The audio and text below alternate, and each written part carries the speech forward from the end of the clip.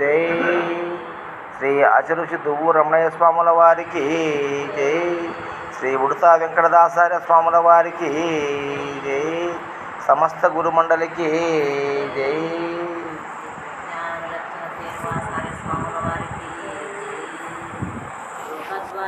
సిద్ధాంత నిర్ధారణ అవతారకులకును జై. సద్గురు పరంపరకు జై.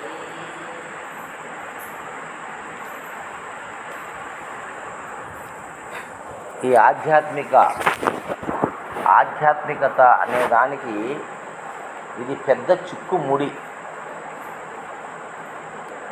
ఆధ్యాత్మికత అనేది పెద్ద చిక్కుముడి. దీన్ని విప్పడం కోసము సనాతనం నుంచి ఎందరో మహానుభావులు ప్రయత్నం చేస్తూనే ఉన్నారు, చెప్తూనే ఉన్నారు. ఎన్నో శాస్త్రాలు రచించినారు, ఎన్నో గ్రంథాలు రాసినారు. ఇప్పటికీ దాని మీదనే ప్రయాణం చేస్తూ ఉన్నారు. కానీ ఆధ్యాత్మిక చిక్కుముడి ఇప్పలేకుండా, అవునా కదా? అసలు ఏంటిది అనేది చిక్కుముడి ఇప్పలేకుండా ఉండారు. మరి దీన్ని అతి సులభంగా మనం తెలుసుకోవాలంటే ఎలా తెలుసుకోవాలి, ఏ విధంగా తెలుసుకోవాలి? ఎన్నో రకాలుగా ఎన్నో పద్ధతులు చెప్పినారు. ఒక్కొక్క పద్ధతికి అనేక భావాలు జోడించినారు. మరి ఏ మార్గంలో పోవాలనో మనిషికి అర్థం కావడంలే. మతాలు కొన్ని చెప్తున్నాయి, సిద్ధాంతాలు కొన్ని చెప్తున్నాయి, గురువులు కొన్ని చెప్తున్నారు, సైంటిస్టులు కొన్ని చెప్తున్నారు. ఇలా పలు రకాలుగా ఈ ఆధ్యాత్మికత గురించి చెప్తూనే ఉన్నారు.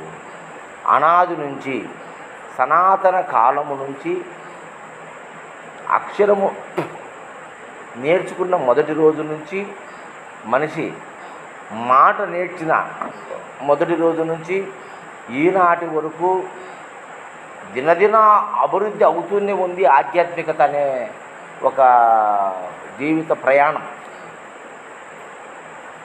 ఇది అప్డేట్ అవుతూ ఉంది, అంటే మార్పు చెందుతూ ఉంది, పరిణామం చెందుతూ ఉంది. ఒకప్పుడు కొద్దిగా మరుగ్గా ఉన్న ఈ ఆధ్యాత్మికత ఈనాడు శాఖోపశాఖలుగా మారి ప్రపంచమంతా ఊరూరున ఎదిగిపోయింది, నిండిపోయింది. అంతటా ఎంతోమంది గురువులు ఎన్నో రకాల సిద్ధాంతులు చెబుతూనే ఉన్నారు. అయినా అర్థము కావడం లేదు. అర్థమైతే చెప్పేది ఆగాలి కదా, అర్థమైతే వినేది ఆగాలి కదా. ఎలా, ఎట్లా, ఈ విషయాన్ని గురించి మరి ఏంటి ఆధ్యాత్మికత అని ఒక శిష్యుడు మొన్న రాత్రి నాకు ఫోన్ చేసి అడిగినాడు. ఆచర సిద్ధాంతి ఆయన కూడా అడిగితే, స్వామి ఇంతమంది ఇన్ని రకాలుగా ప్రబోధ చేస్తూ ఉన్నారు, ద్వైత సిద్ధాంతులు, అద్వైత సిద్ధాంతులు, విశిష్టాద్వైత సిద్ధాంతులు, అచల సిద్ధాంతులు, అనేక రకాలుగా ఏ సిద్ధాంతం వల్ల ఆ సిద్ధాంతంలో మాది గొప్ప, మాది గొప్ప, మా మార్గము శ్రేష్టమైంది, మా మార్గము సరైనదని చెప్తూనే ఉన్నారు కదా. ఏది సత్యము, ఏది శాశ్వతము, దీన్ని ఎట్లా అర్థం చేసుకోవాలి ఈ ఆధ్యాత్మికతను? మరి నేను ఎక్కడి నుంచి వచ్చినా, తిరిగి ఎక్కడికి పోతున్నా, ఈ మాటలు వింటూ ఉన్నామే కానీ దాని యథార్థ రూపాన్ని మేము దర్శించలేకున్నాము, తెలుసుకోలేకున్నాము. కానీ ఈ సంశయాన్ని మీరు మాకు తెలియజేయాలా అని అడిగినాడు. నాకన్నా వయసులో పెద్దవాడు, ఇద్దరు, అంతా గ్రూప్ కాల్, అంటే కాన్ఫరెన్స్ కాల్ పెట్టినాడు రాత్రిపూట. ఒక ముగ్గురు మనుషులను కలిసి మాట్లాడుకున్నాం. ఇంకొక ఆయన కూడా నిజమే స్వామి, దాన్ని చెప్పండి మాకు, మీ బోధ మేము వింటున్నాము సెల్లులో, యూట్యూబ్లో, మరి ఎట్లా ఇది అని మాట అడిగితే, ఇదొకటే కాదు ప్రశ్న, ఆధ్యాత్మికతలో అనంత కోటి ప్రశ్నలు ఉన్నాయి. అవునా? అనంత కోటి ప్రశ్నలు ఉన్నాయి, కానీ సమాధానం ఒక్కటే. అవునా? ప్రశ్నలు ఎన్నైనా సమాధానం ఒకటే. ఇది ఆధ్యాత్మికతకు సంబంధించిన విషయం. ప్రాపంచిక సంబంధించిన విషయం ఎట్లా అంటే ప్రశ్న ఒకటి, సమాధానాలు అనేకం ఉన్నాయి.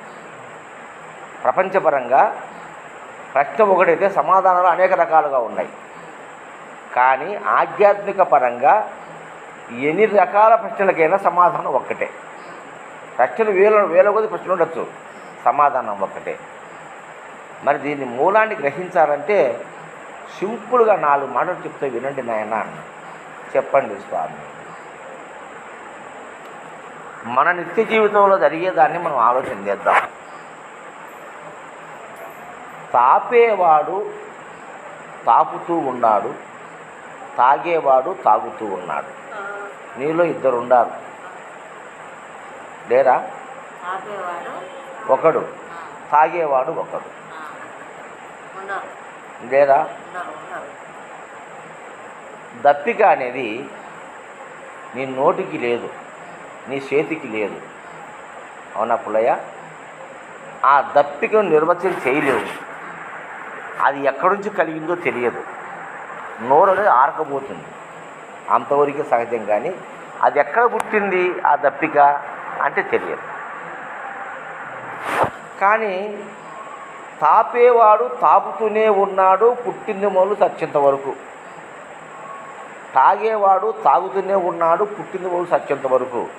కానీ దప్పిక తీరలేదు. నిజమా ఈ మాట? తీరింది దప్పిక మీలో ఎవరికన్నా? మరి తాగకుండా ఉండగా? తాపేవాడు తాపుతున్నాడు, తాగేవాడు తాగుతూ ఉన్నాడు చచ్చేంత వరకు. కానీ దప్పిక తీరలేదు. తినిపించేవాడు తినిపిస్తున్నాడు, తినేవాడు తింటానే ఉన్నాడు. కానీ ఆకలి తీరలేదు. తీరింది ఆకలి? తీరలే. మరి తినిపించేవాడు ఏమన్నా మానుకున్నాడా? తినేవాడు ఏమన్నా మానుకున్నాడా? తినిపించేవాడు తినిపిస్తున్నాడు, తినేవాడు తింటున్నాడు. ఆకలి తీరలే.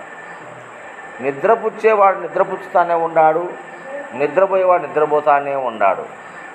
తెచ్చిపోమ్మ, నిద్రపోతానే ఉన్నాడు. కానీ నిద్ర తీరలే. తీరిందా నిద్ర? మరి ఇవన్నీ కూడా మనలో 2 రకాల భావాలు ఉండి, ఒకడు తాపుతున్నాడు, ఒకడు తాగుతున్నాడు. తాపేవాడు వేరు, తాగేవాడు వేరు. అవునా? మనకు కనిపించేదానికి ఈ చేయి తాపుతుంది నీళ్ళు, ఈ చేతికి ఏమైనా తప్పికెత్తండయ్యా?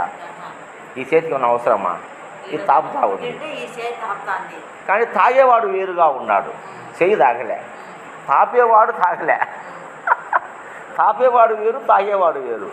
తినిపించేవాడు వేరు, తినేవాడు వేరు. నిద్రపుచ్చేవాడు వేరు, నిద్రపోయేవాడు వేరు.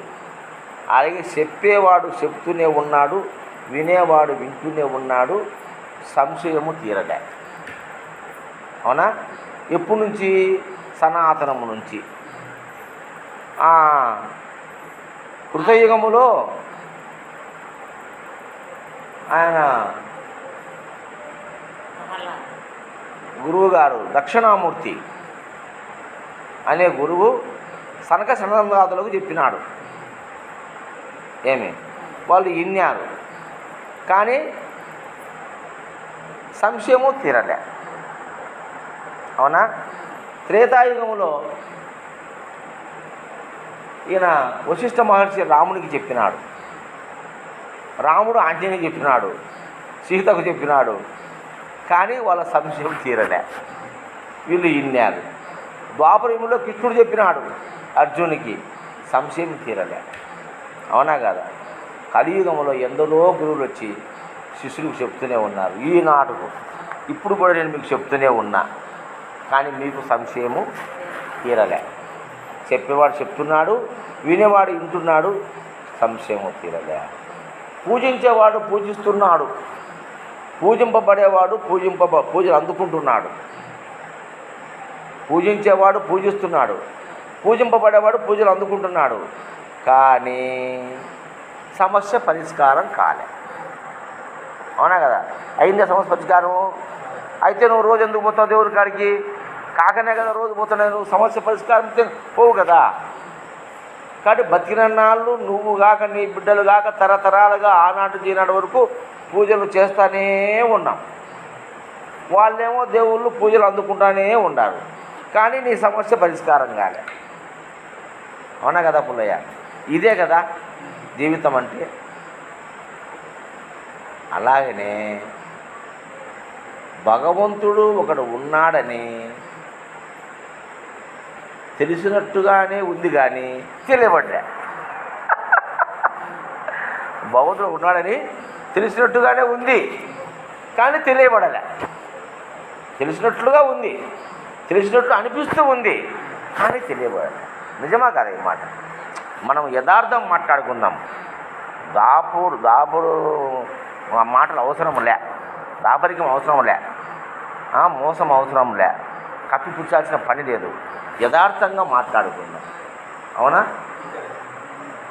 మరి భగవంతుడి గురించి చెప్తా ఉన్నప్పుడు తెలిసినట్టుగానే ఉంటుంది కానీ తెలియబడ్డబడ్డా. ఇది కదా సమస్య. తెలుసుకున్న మహానుభావులు ఉన్నారనుకో చెప్పేది విషయం. అయితే నేనే చెప్తానంటే ఇక్కడ రెండు చెప్పుకున్నాం మనం. తాపేవాడు తాగేవాడు, తినిపించేవాడు తినేవాడు, నిద్రపుచ్చేవాడు నిద్రపోయేవాడు, చెప్పేవాడు వినేవాడు, పూజింపబడేవాడు పూజలు చేసేవాడు, ఇద్దరు ఉండాలి. ఈ రెండు ఉన్నంత వరకు నీ దప్పిక తీరదు, నీ ఆకలి తీరదు, నీ నిద్ర తీరదు, నీ పూజకు ఫలం అందదు, నీకు జ్ఞానం కలగదు. రెండు ఉన్నంత వరకు. ఇవి రెండు లేవు, ఉన్నది ఒకటే అనే భావానికి నువ్వు వస్తే అప్పుడు అన్నిటికీ సమస్య పరిష్కారం అవుతుంది. అంటే రెండు ఉన్నంత వరకు ఇది ఉంటుంది. ఈ రెండు పోయి ఒకటైతే తినిపించేవాడు లేడు, తినేవాడు లేడు. తినిపించేవాడు లేడు, తినేవాడు లేడు. తాపేవాడు లేడు, తాగేవాడు ఇద్దరుగా లేరు. అంతా ఏకస్వరూపం. ఆ రెండు ఒక్కటే, ఒకే స్వరూపమే అనే భావనకి ఎప్పుడైతే మనం వచ్చామో అప్పుడు మనకు ఈ సంశయం అనేది తిరిగిపోతుంది. అవునా కదా? తర్వాత ఏం చేయాలి మనము? ఏమయ్యా ఇది జరిగింది విషయము అర్థమైందంటే అర్థమైంది స్వామి, బాగా మంచిగా చెప్పిన బాగా అర్థమైంది. ఇక దేవుడి గురించి చెప్తా వినండి. నీ సంశయం నేను ఎక్కడి నుంచి వచ్చాను ఎక్కడ పోతాను కదా, అసలు నువ్వు ఎవరో తెలిస్తే కదా నువ్వు వచ్చింది పోయి తెలిసేది. ఎవరో తెలిస్తే నేను యాంటి వచ్చాననేది అర్థమవుతుంది. ముందు నువ్వెవరో తెలియాలి. అందుకే రమణ మహర్షి ఏమన్నారు? నేనెవరు తెలుసుకో, తన్ను తాకన్నా మోక్షంబు, నిన్ను నువ్వు తెలుసుకో అనే మాట ఆయన చెప్పినాడు. అట్లా మనం ఆలోచన చేస్తే ఈ నేనునే మీకు చెప్పినంత ముందు మళ్ళీ చెప్తాను వినండి. ఈ నేనునే పెద్దలందరూ కూడా ఎన్నో రకాలుగా చెప్పినారు. అంటే నాకు 5 అవస్థలు ఉన్నాయని, జాగ్రత్త స్వప్న సుషుప్తి తురీయము తురియాతీతమని, నాకు 5 దేహాలు ఉన్నాయని, స్థూల దేహము, సూక్ష్మదేహము, కారణదేహము, మహాకారణదేహము, కైవల్య దేహం అని 5 దేహాలు ఉన్నాయని. నేను ఈ 3 దేహాలలో ఈ 3 అవస్థలలో ఉన్ననాళ్ళు పరమాత్మత్వం నాకు అర్థం కాదని, 4వ దేహంలోకి పోవాలని, 4వ అవస్థలోకి పోవాలని, తరువాత 5వ అవస్థ కూడా చేరాలని కొంతమంది చెప్తున్నారు. లేదా దైవతత్వాన్ని తెలుసుకోవాలంటే. ఇంకొంతమంది చెప్తున్నారు శ్వాసను గట్టిగా పట్టుకొని ఆ తారక మంత్రాన్ని జపిస్తూ ఉంటే చేయంగా నీ స్వస్థానానికి నువ్వు చేరుకుంటావని, అప్పుడు తానెవరో తెలియబడుతుందని కొంతమంది చెప్తున్నారు. కొంతమంది ధ్యానం చేయమంటున్నారు. అన్నీ మూసుకొని కదలకుండా కూర్చొని ధ్యానము చేస్తే నీ స్థితి నీకు తెలియబడుతుందని కొంతమంది చెప్తున్నారు. కొంతమంది నవవిధ భక్తులు చెప్తున్నారు. కొంతమంది అష్టాంగ యోగములు చెప్తున్నారు. కొంతమంది సిద్ధులు చెప్తున్నారు. కొంతమంది యోగము చెప్తున్నారు.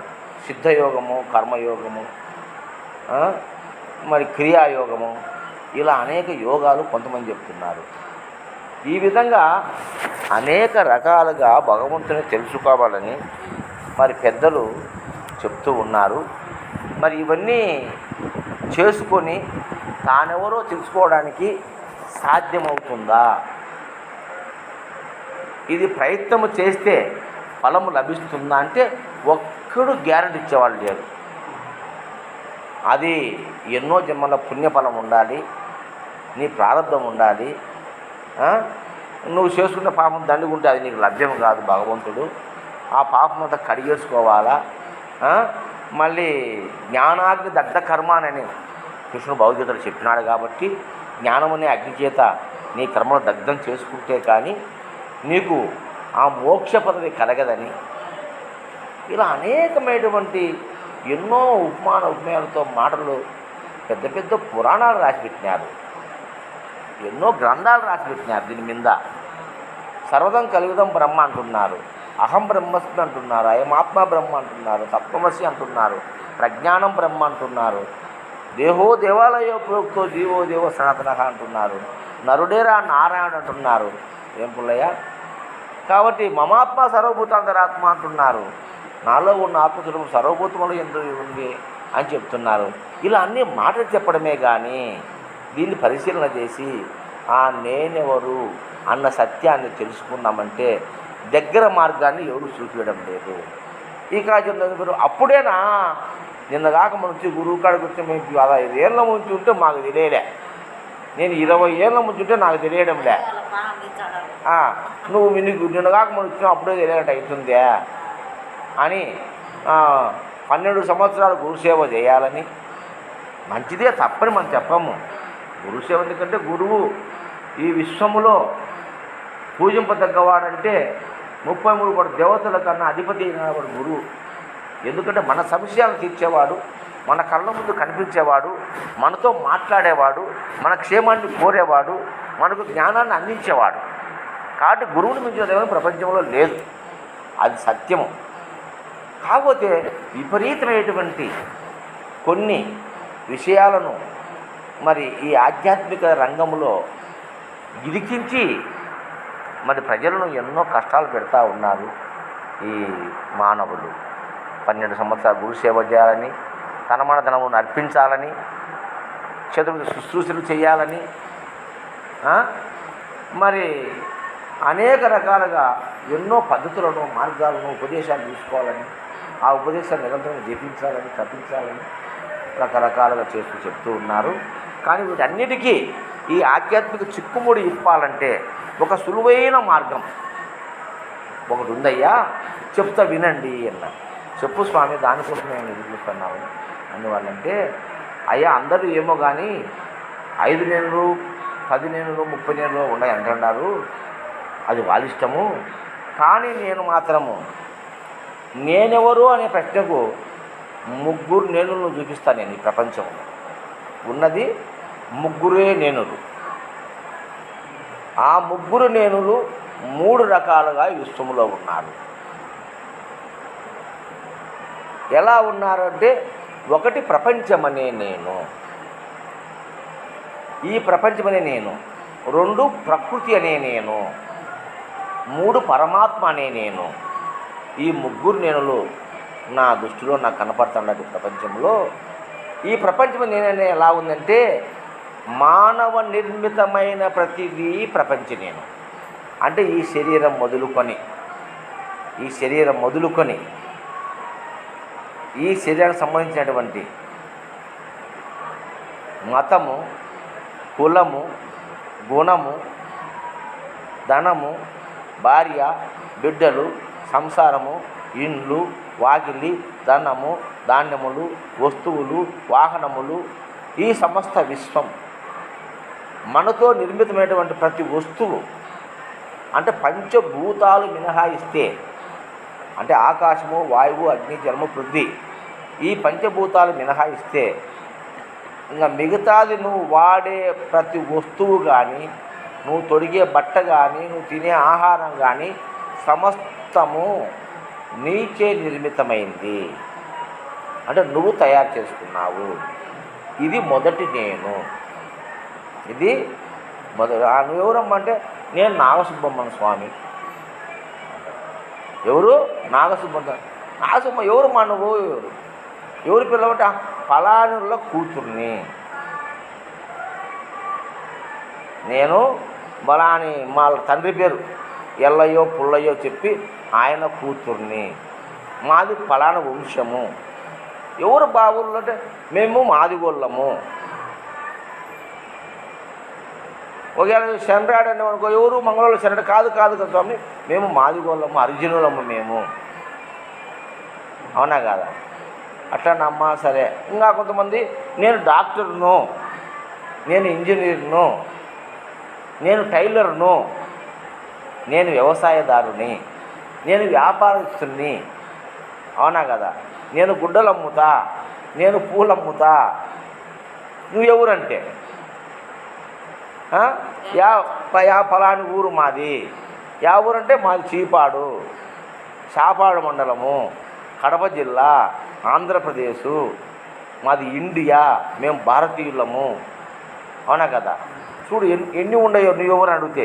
ఇది ప్రపంచం. నేను ఇంకా కొంచెం ముందుకు పోతే నేను బాలుడను, నేను యువకుడను, నేను ముసలివాణ్ణి, నేను స్త్రీని, నేను పురుషుణ్ణి, నేను మహా అందగత్తెను, నేను మహా అందగాన్ని, నేను పాటకారిని, నేను మాటకారిని, నేను సంగీత విద్వాంసుని.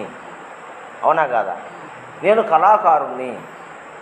ఇలా చెప్పుకుంటూ పోతున్నావు. ఇదంతా ప్రపంచ నేను. ఇంకా కొంచెం ముందుకు పోతే నేను బ్రాహ్మణుడను, నేను క్షత్రియుడను, నేను వైశ్యుడను, నేను శూద్రుణ్ణి.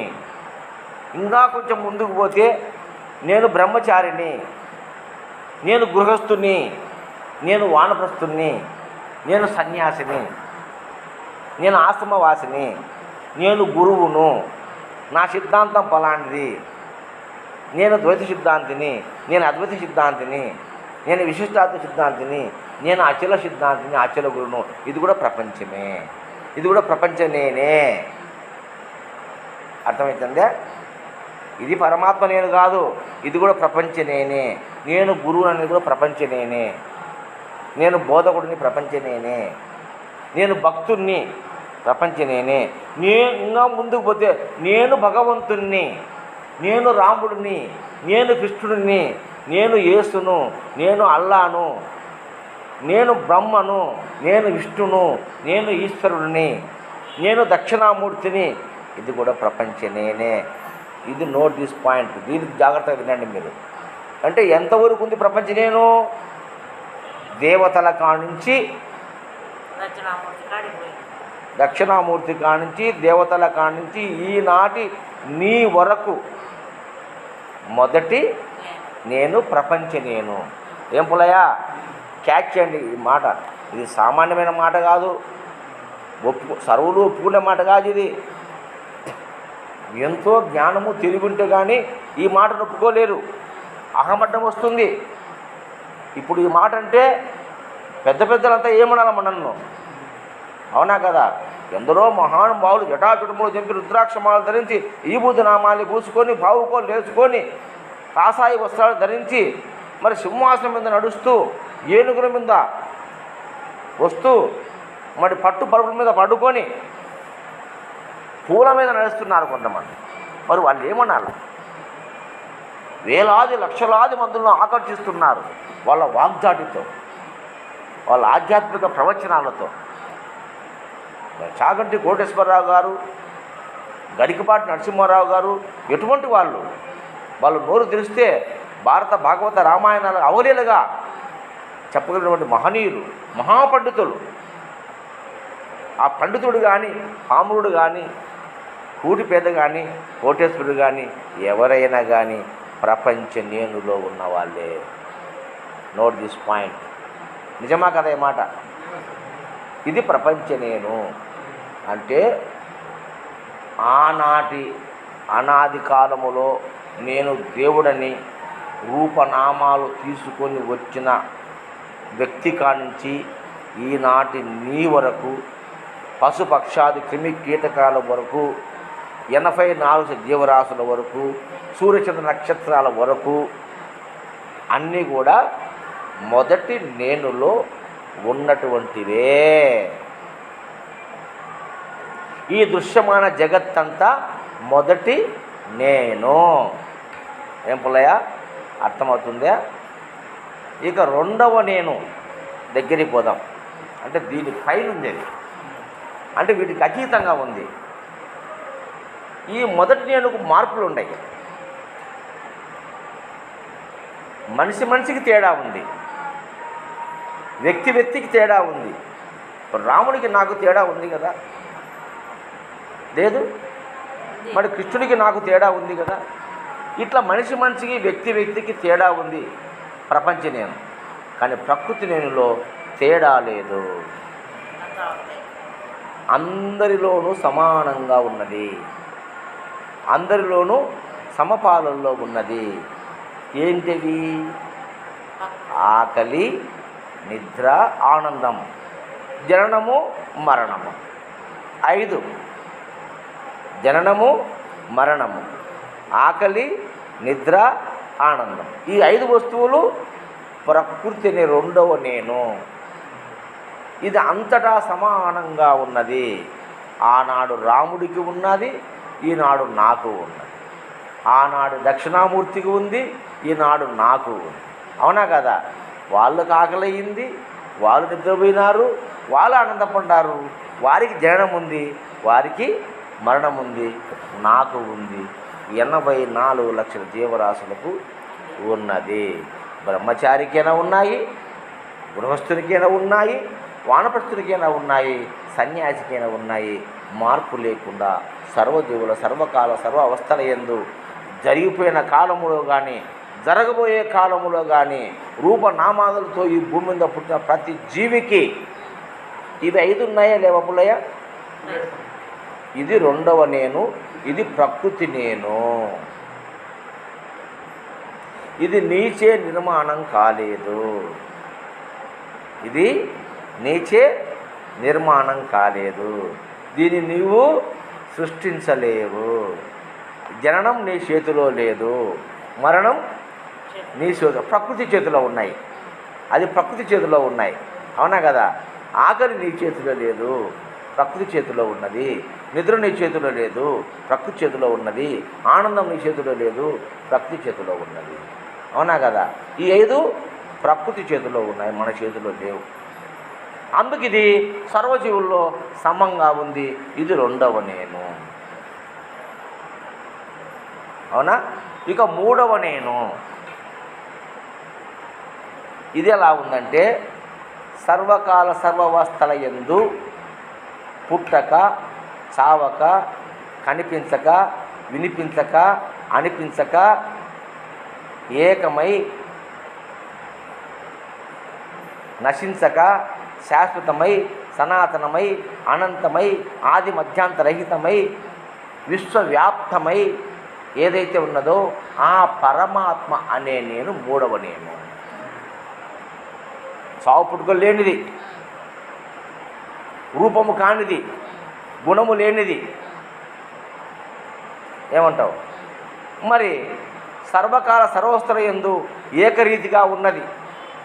ప్రపంచం మొత్తము మొదటి నేను అనే ప్రపంచము, రెండవ నేను ప్రకృతి.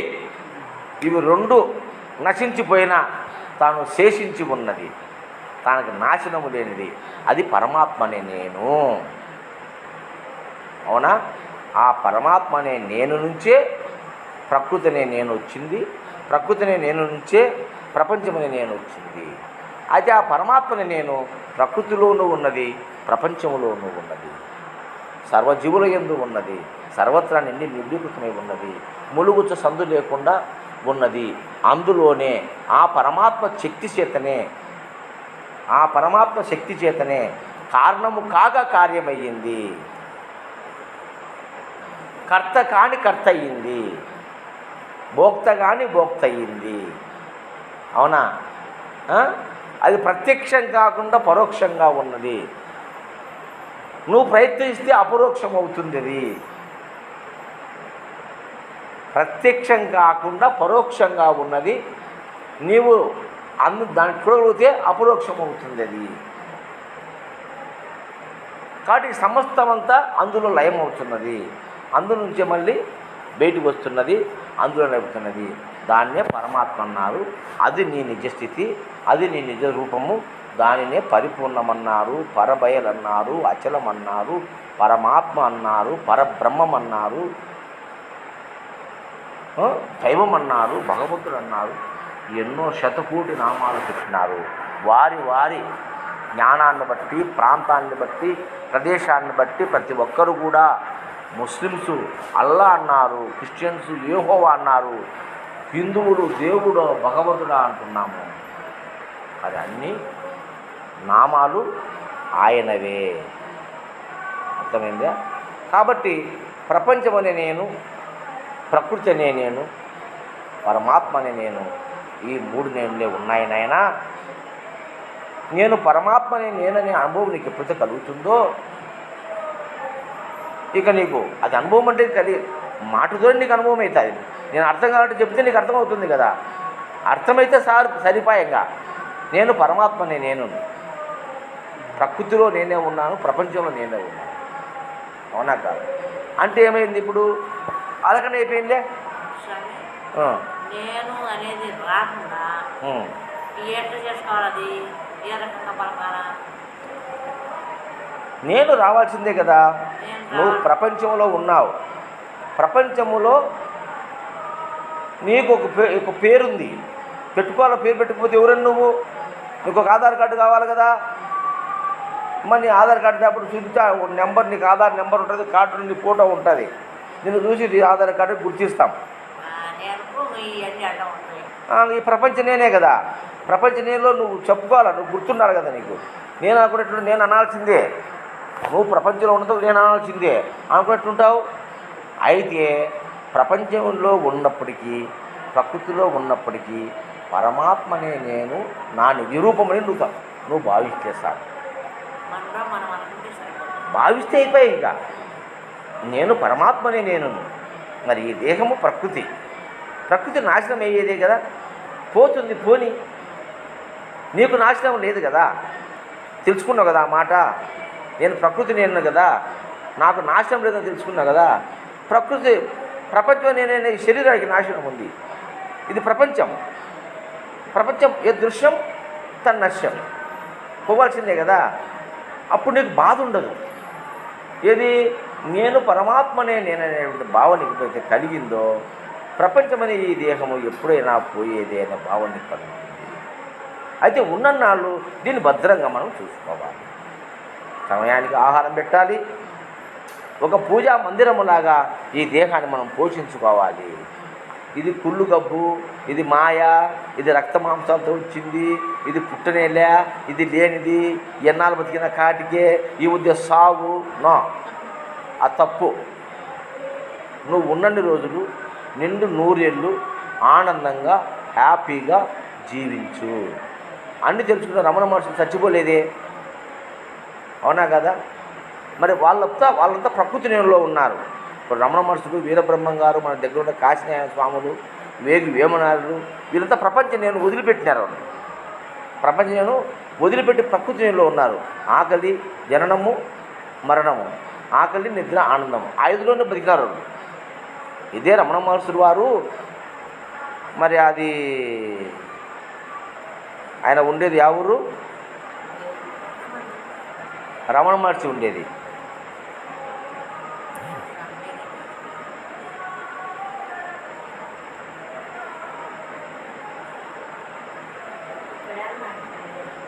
అదే తిరుపతి అవతల. మరి ఆయన అక్కడికి పోయినప్పుడు రమణ మహర్షి అరుణాచలం కాదు, అరుణాచలానికి పుట్టగోసి పెట్టుకొని పోయాడంట రమణ మహర్షి. పసితనంలోనే తన 16వ ఏటనే ఇల్లు వదిలిపెట్టి పుట్టగోసి పెట్టుకొని పోయినాడంట. అప్పుడు ఆ యొక్క అరుణాచలంలో ఆ కొండపైన ఒక వృద్ధ మనిషి, ఒక స్వామీజీ ఉన్నాడంట, గురువు గారు.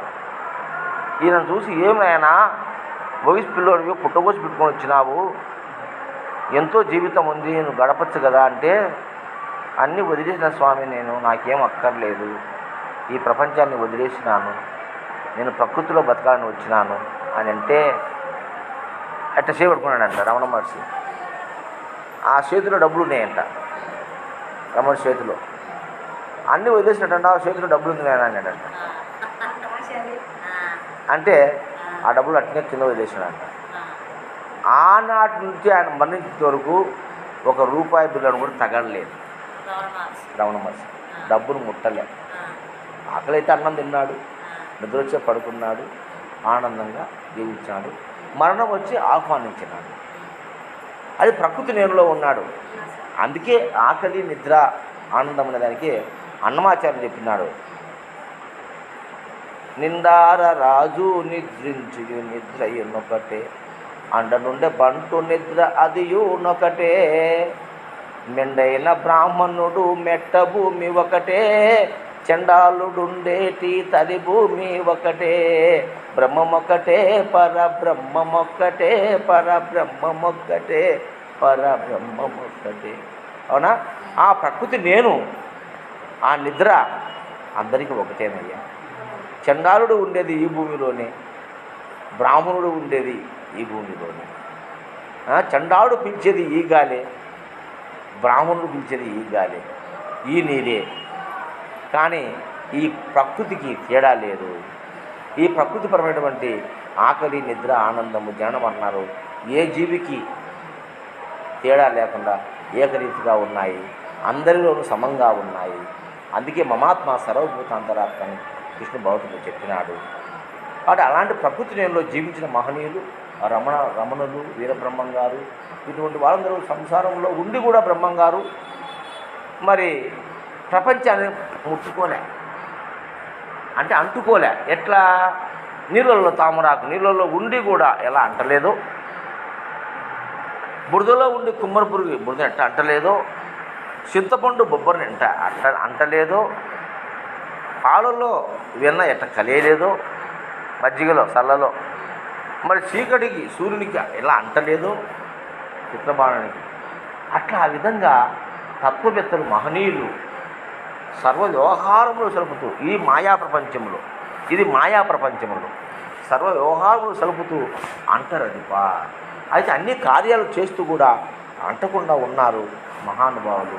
కొంతమంది గురువులు గృహస్థాస్త్ర ధర్మంలో కూడా ఉంటూ ఆశ్రమ ధర్మాన్ని అంటలేదు, కులాన్ని అంటలేదు, మతాన్ని అంటలేదు, డబ్బును అంటలేదు, ఈ వ్యవస్థనే అంటలేదు, తాను అంటకుండా ఉన్నాడు. అన్నిట్లో ఉంటూ కూడా అంటకుండా మహనీయులు కొంతమంది జీవిస్తూ ఉన్నారు.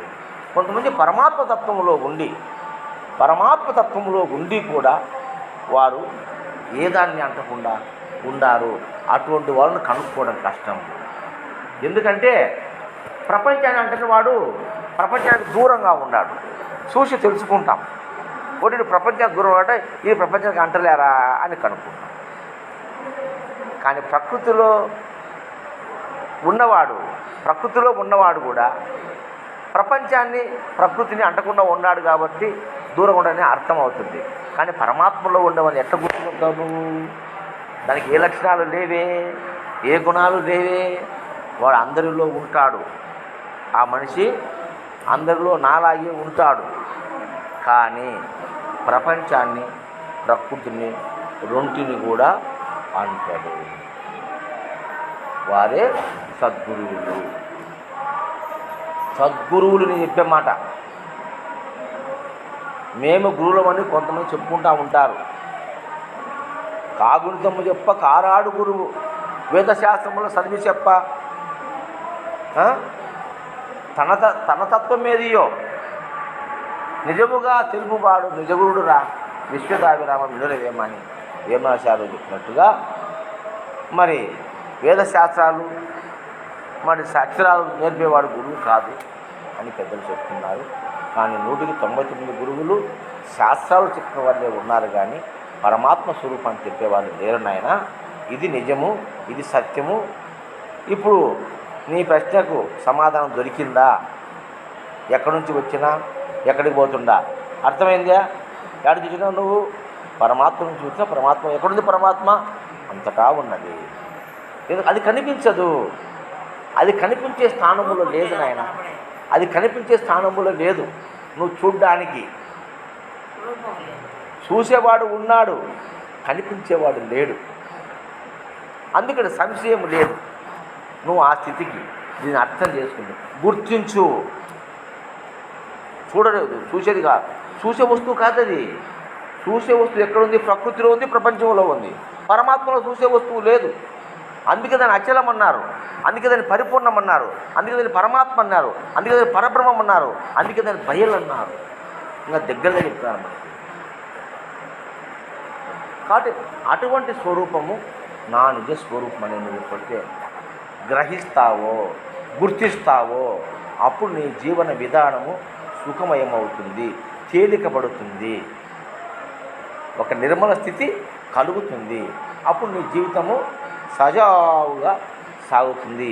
ఎలాంటి ఆటుపోట్లు వచ్చినా నీవు భయపడవు, ధీరత్వం అవుతుంది. అందుకే చెప్పారు, పరిపూర్ణ బోధబడచిన గురుపుత్రుడు జగతిలోన కడు శాంతుండై పొరపడక నిందాచితులకు మరణించిన వాని వలనే తామెలగూచుండు పదుగురు ప్రేమ పొందుచునుండు. మేరు పర్వతమైన మీదొచ్చి పడినాను, ధీరత్వమున బుద్ధి దిగా జారాకుండును. తామెలగూచుండు పదుగురు ప్రేమ పొందుచునుండు. అటువంటి స్వరూపంగా ఉండాలి మనమంతా కూడా. అది నిజ స్వరూపము, నిదర్శనము. అంటే వాళ్ళు గురుదేవ, మా జన్మ ధన్యమైపోయింది తండ్రి. ఈరోజు మా సంశయాలన్నీ మొత్తం తీరిపోయినాయి.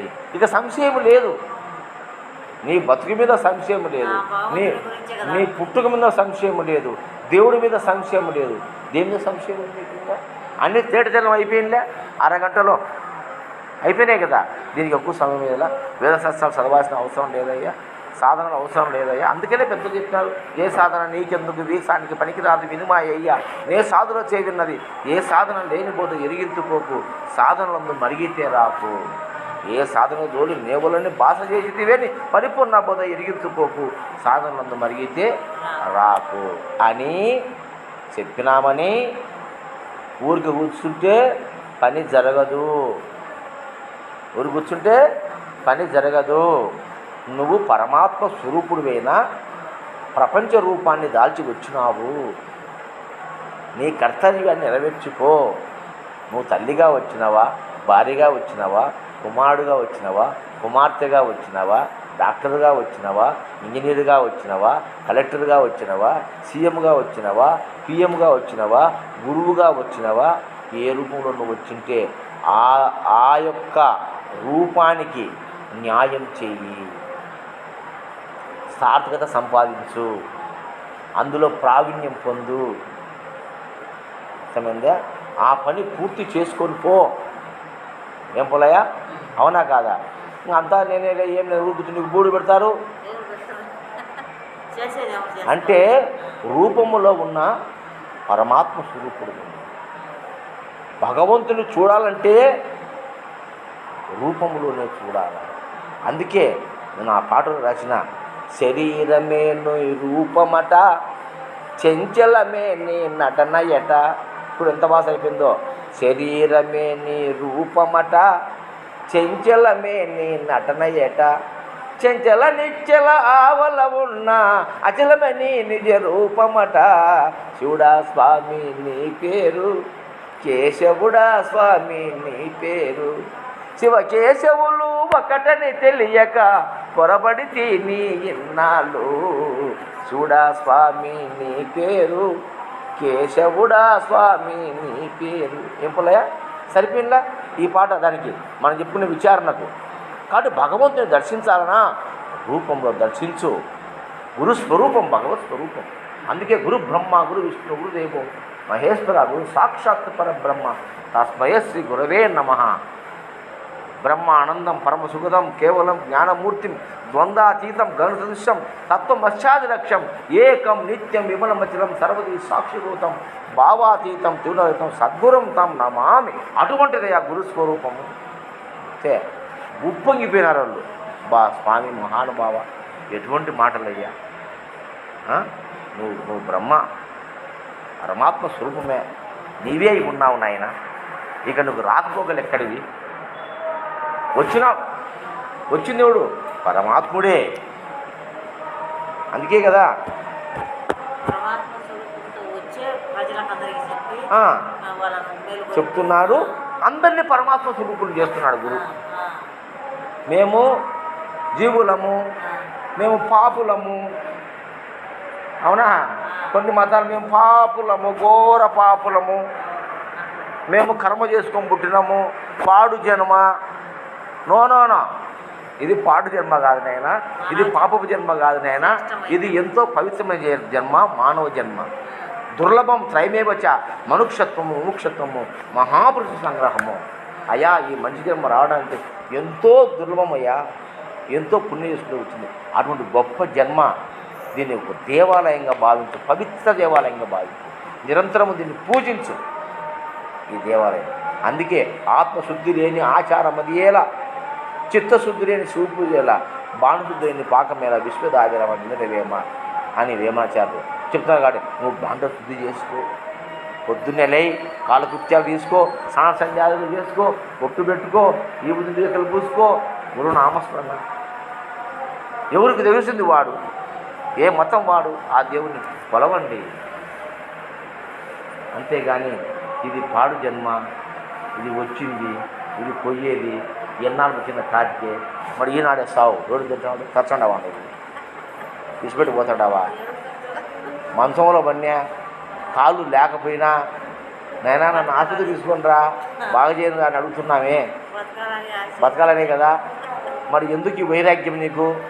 వైరాగ్యం పనికిరాదు, వైరాగ్యము పనికిరాదు. ఏ వైరాగ్యంలో మీకంటే వ్యసనాలపైన, దుర్గుణాలపైన వైరాగ్యం కావాలి. దొంగతనము, వ్యభిచారము, మోసము, టక్కర, వీటిపైన వైరాగ్యం పెంచుకోనైనా. అవి షడ్కర్మలు, అవి దుష్కర్మలు. సత్కర్మలు చెయ్యి, సత్కర్మలను ఆచరించు, సద్గంధ పఠన చెయ్యి, సత్పురుషులను దర్శించు, సద్గ్రంథ పఠనము చేయి, సత్సంగము చేయి, నిరంతరం ఆనందంగా బతుకు అని చెప్తే వాళ్ళు చాలా సంతోషంగా ఉన్నారు. మళ్ళీ మాకు ఎప్పుడు స్వామి దర్శనం అంటే ఈరోజు రాత్రికి చెప్పిన మొన్న చెప్తే శుక్రవారం మాట్లాడినా, శనివారం నేను చీపాడు ఆశ్రమం కాడికి పోతాయి, ఆ రోజు కుదరదు, ఆదివారం మాట్లాడమని. నేను శనివారం రాని ఉండి వచ్చిన, రాత్రి వచ్చి 9 గంటలకు నాకు ఫోన్ చేయొచ్చు వాళ్ళు. ఈరోజు షట్చక్రాల పైన చెప్తానని చెప్పిన. ఈరోజు అన్నీ ఉన్నాయి, తారకం తెలుసుకోవాలి, సాంఖ్యం తెలుసుకోవాలి, అమస్యం తెలుసుకోవాలి. నేను ఇష్టం మనకేముంది, విషయం తెలుసుకున్నాం. అరే ఈ భూమి అంతా సందులు చేసి బాగా నీళ్లు కట్టి కంపాకల్లా రాయి రప్ప ఏరేసి 4 ఎసాలు దున్ని నీళ్లు కట్టి విత్తనం వేస్తే మంచి పైరు వస్తుంది, ఫలం వస్తుంది అని తెలుసుకున్నావు కదా. ఇంకా పని మొదలుపెట్టు. ఏం పొలయ్య, పరమాత్మ స్వరూపాన్ని నేనే గ్రహించినావు కదా, ఇంకా నీ కర్తవ్యాన్ని మొదలుపెట్టు. నువ్వు ఇన్నాళ్ళు నరుడుగా చేసినావు, ఇప్పుడు నారాయణుడిగా పనిచేయి. నరుడు చేసే పనికి నారాయణుడికి తేడా ఉంటుంది కదా. ఆ ధర్మాన్ని నువ్వు పాటించు, ఆ దైవ ధర్మాన్ని పాటించు, ఆ నారాయణ అంశమే మిగతా జీవితాన్ని నువ్వు గడుపు. అందుకే సుఖమయం అవుతుంది నాయన అని చెప్పుకున్నాము రాత్రి. జై శ్రీ మహారాజుకు ఇంతటితో ముగించేస్తాను ఉపన్యాసము.